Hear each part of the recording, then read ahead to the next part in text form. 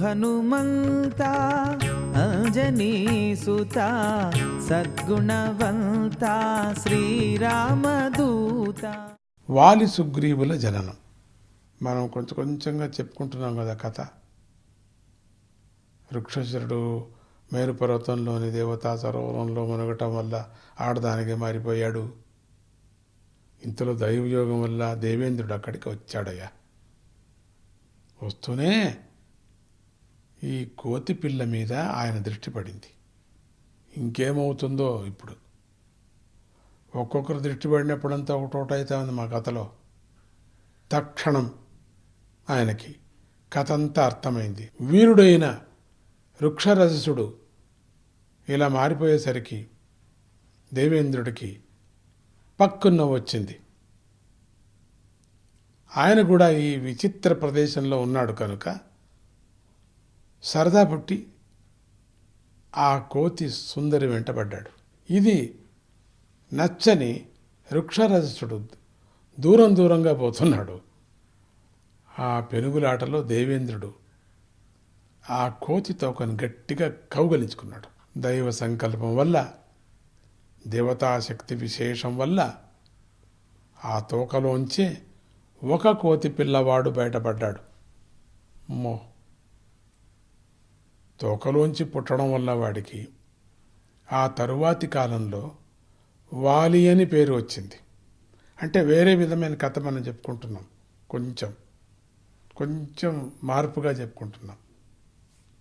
అంతలో దేవేంద్రుడు తనను తాను సంభాళించుకొని పుత్రుణ్ణి ఆశీర్వదించి అక్కడి నుంచి వెళ్ళిపోయాడు. దైవయోగం చూడండి ఎట్లా విచిత్రంగా ఉంటుందో పరమాత్ముడిది.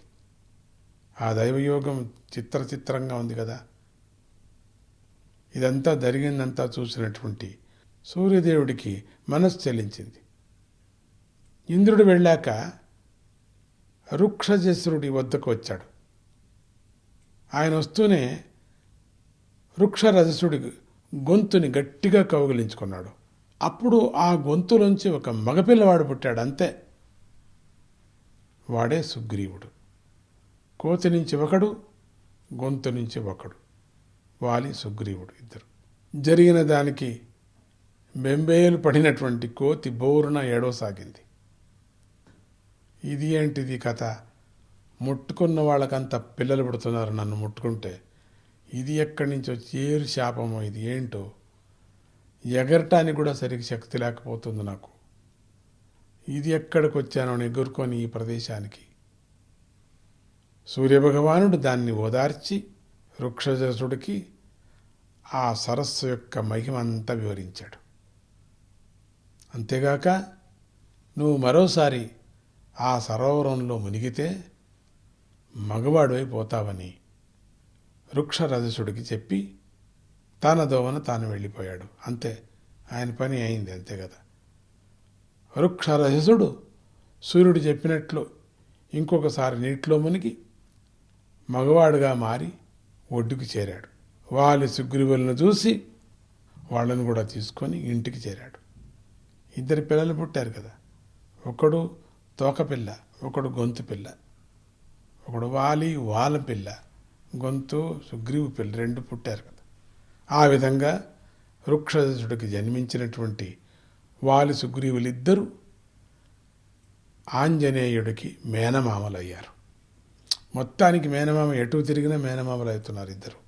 ఎవళ్ళు ఎట్లన్నా పుట్టిని. వీళ్ళు పుట్టిన కొద్ది కాలానికి ఆంజనేయుడు పుట్టినట్లు చెప్తారు.